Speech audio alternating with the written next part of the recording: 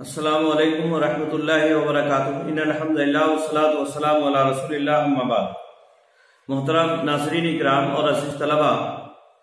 کتاب تقویۃ الایمان کے درس میں آپ کا خیر مقدم ہے۔ اشراک فی التصرف کی مذمت کے سلسلے میں یہ باب چل رہا ہے۔ اس باب کی آخری حدیث آپ کی خدمت میں حاضر ہے۔ چنانچہ مؤلف رحمہ اللہ نے بخاری اور مسلم دونوں کے حوالے سے حضرت ابو ہریرہ رضی اللہ تعالیٰ عنہ کی مشہور روایت بیان فرمائی ہے۔ کہتے ہیں وَأَخْرَجَ الشَّيْخَانِ عن ابی ہریرہ رضی اللہ تعالیٰ عنہ قال لما نزلت هذه الآية وأنذر عشيرتك الأقربين دعا النبي صلى الله عليه وسلم قرابته فعما وخص فقال يا بني كعب بن لؤي انقذوا انفسكم من النار فاني لا املك لكم من الله شيئا او قال فاني لا اغني عنكم من الله شيئا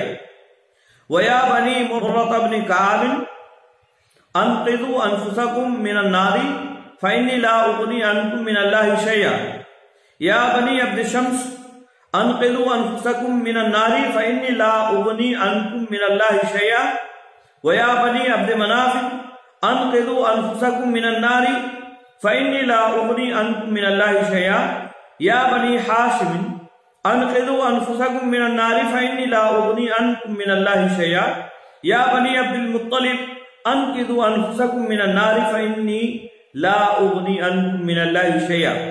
وَيَا فَاطِمَةُ أَنْقِذِي نَفْسَكِ مِنَ النَّارِ سَلِينِي مَا شِئْتِ مِن مَالِي فَإِنِّي لَا أُغْنِي عَنْكِ مِنَ اللَّهِ شَيْئًا۔ تو یہ ایک لمبی حدیث اللہ کے نبی صلی اللہ علیہ وسلم نے بیان فرمائی۔ اس کا پس منظر یہ ہے کہ اللہ رب العالمین نے نبی اکرم صلی اللہ علیہ وسلم کو یہ حکم دیا کہ وَأَنذِرْ عَشِيرَتَكَ الْأَقْرَبِينَ کہ اے نبی اکرم صلی اللہ علیہ وسلم آپ اپنے جو عزیز و اقارب ہیں، رشتے ناتے دار ہیں، آپ کے خاندانی ہیں، ان کو ڈرائیے، ان کو توحید کی دعوت دیجیے۔ تو اس موقع پر اللہ کے نبی صلی اللہ علیہ وسلم نے قریش کے سارے قبائل کو اکٹھا فرمایا اور ان سے اللہ کے نبی صلی اللہ علیہ وسلم نے یہ خطبہ ارشاد فرمایا۔ آئی بات میں تو یہ ہے اصل میں اس حدیث کا پس منظر، اور اس میں اللہ کے نبی صلی اللہ علیہ وسلم نے تمام قریش کو توحید کی دعوت دی۔ حالانکہ اللہ کے نبی صلی اللہ علیہ وسلم قریشیوں کے نزدیک بڑے معتبر تھے اور آپ صلی اللہ علیہ وسلم کو وہ امین و صادق کہا کرتے تھے، آپ کی باتوں کا اعتبار کرتے تھے، آپ کے پاس امانتیں رکھا کرتے تھے۔ تو اس بنیاد پر اللہ کے نبی صلی اللہ علیہ وسلم نے تمام لوگوں کو یہاں اکٹھا فرمایا۔ مؤلف کہتے ہیں ترجمہ بیان کرتے ہوئے، کہتے ہیں مشکات کے باب الخلافت والامارت میں لکھا ہے کہ بخاری اور مسلم نے ذکر کیا کہ نقل کیا ابو ہریرہ رضی اللہ تعالیٰ عنہ نے کہ جب اتری یہ آیت ڈراؤ تم اپنے برادری کو جو ناطہ رکھتے ہیں تجھ سے، یعنی اپنی برادری والوں کو، اپنے خاندان والوں کو جو آپ سے ناطہ رکھتے ہیں ان کو ڈراؤ۔ تو پکارا پیغمبر صلی اللہ علیہ وسلم نے اپنے ناطے والوں کو پھر اکٹھا کر کے پکارا اور جدا جدا کر کے بھی، یعنی ہر خاص و عام کو، یعنی سب کو بھی بلایا، قریش کو مخاطب کرتے ہوئے تمام لوگوں کو خطاب کیا، پھر ان کے جو مختلف خاندان تھے، مختلف ناموں سے جو جانے جاتے تھے، ان کو بھی اللہ کے نبی صلی اللہ علیہ وسلم نے پکارا۔ سو فرمایا اے اولاد کعب بن لؤی، اے اولاد کعب بن لؤی کی، بچاؤ تم اپنی جانوں کو آگ سے، کیونکہ بے شک میں نہیں اختیار رکھتا تمہارا اللہ کے ہاں کچھ، یعنی میں تمہارا اللہ کے ہاں کوئی اختیار نہیں رکھتا ہوں، تمہیں اپنے آپ کو خود بچانا ہوگا نیک اعمال کے ذریعے سے، توحید کے ذریعے سے۔ اور اے اولاد مرہ بن کعب کی، بچاؤ تم اپنی جانوں کو آگ سے، کیونکہ بے شک میں نہ کام آؤں گا تمہارے اللہ کے ہاں کچھ۔ اے اولاد عبد شمس کی بچاؤ تم اپنی جانوں کو آگ سے، کیونکہ بے شک میں نہ کام آؤں گا تمہارے اللہ کے ہاں کچھ۔ اور اے اولاد عبد مناف کی بچاؤ تم اپنی جان کو آگ سے، کیونکہ بے شک میں نہ کام آؤں گا تمہارے اللہ کے ہاں کچھ۔ اور اے اولاد بنی ہاشم کی بچاؤ تم اپنی جانوں کو آگ سے، کیونکہ بے شک میں نہ کام آؤں گا تمہارے اللہ کے ہاں کچھ۔ اور اے اولاد عبد المطلب کی بچاؤ تم اپنی جانوں کو آگ سے، کیونکہ بے شک میں نہ کام آؤں گا تمہارے اللہ کے ہاں کچھ۔ اور اے فاطمہ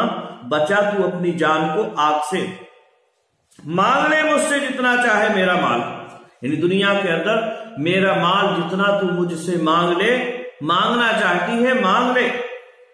نہ کام آؤں گا میں تیرے اللہ کے ہاں کچھ۔ تو یہاں اللہ کے نبی صلی اللہ علیہ وسلم نے قریش کے جتنے بھی خاندان تھے ان کو ایک عمومی دعوت بھی دی، اور اسی طرح سے آپ صلی اللہ علیہ وسلم نے خاص قبیلوں کو بھی بیان فرمایا، اور یہ کہا کہ تمہیں اللہ رب العالمین سے اس کے عذاب سے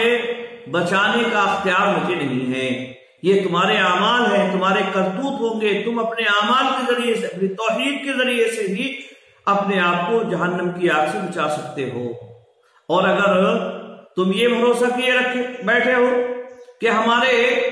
قبیلے کا، ہمارے خاندان کا، ہمارے ناطے دار نبی اور رسول ہے، لہذا ہم جو چاہیں وہ کرتے پھریں، جیسے چاہیں زندگی گزارے، جس کو چاہے رب بنائے، جس کو چاہے سجدہ کرے، جس سے چاہے مانگے، جس کو چاہے ہم پکاریں، تو ایسا خیال یہ درست نہیں ہے، کیونکہ میں تمہیں اس تعلق سے کچھ بھی بچا نہیں سکتا ہوں، میں اختیار نہیں رکھتا ہوں اس تعلق سے کچھ بھی۔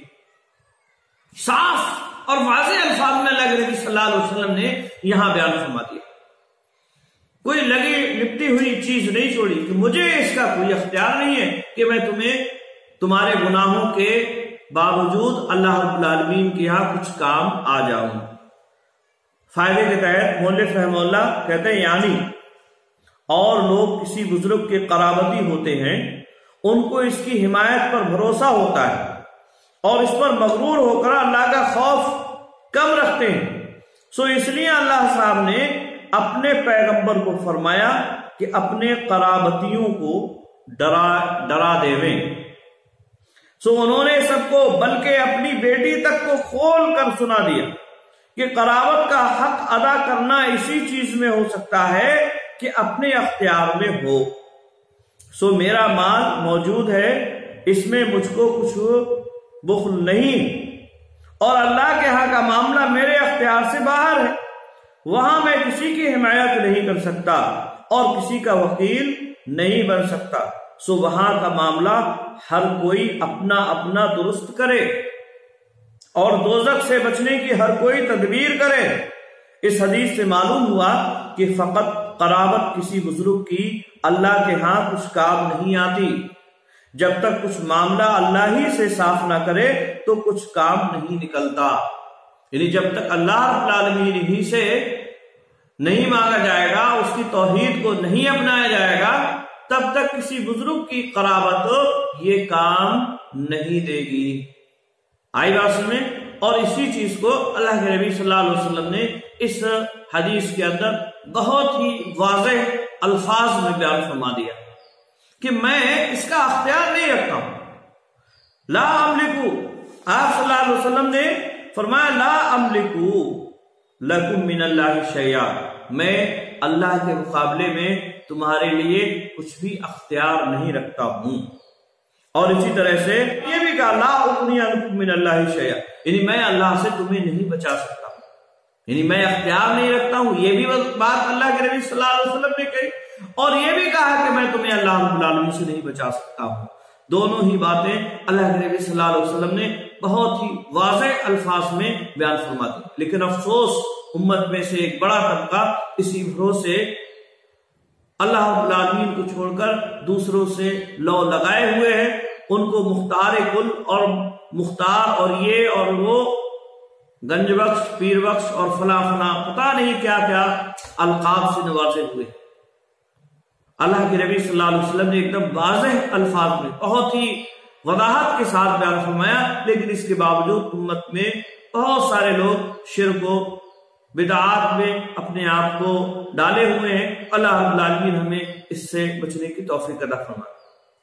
تو یہ اس باب کی آخری حدیث تھی، اور یہ فصل ثالث یہاں ختم ہوتی ہے۔ آج کے لیے بس اتنا ہی۔ السلام علیکم ورحمۃ اللہ وبرکاتہ۔